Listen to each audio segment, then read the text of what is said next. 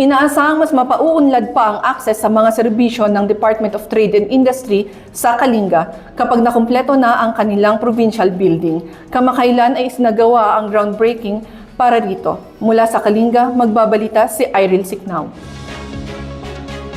Sinimulan na nitong Lunes ang construction ng Provincial Office Building ng Department of Trade and Industry o DTI sa Bulanao, Tabuk City.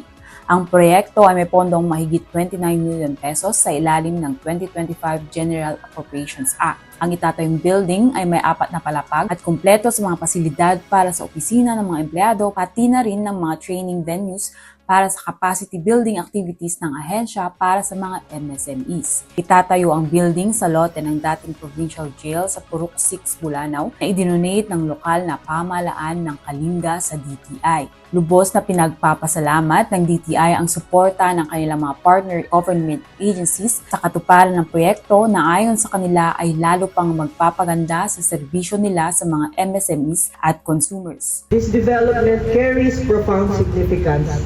By establishing our own home, we free ourselves from the recurring costs of office rentals and venue leases for training seminars and meetings.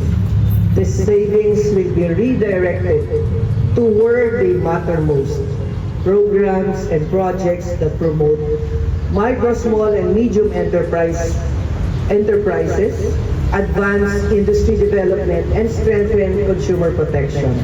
In short, every peso saved will be reinvested in empowering our people and building a stronger local economy. Ang proyekto ay ipapatupad ng Department of Public Works and Highways Lower Kalinga District Engineering Office at target na matapos sa May 2027. Iril Siknao mula sa PIA Kalinga para sa PIA News Cordillera.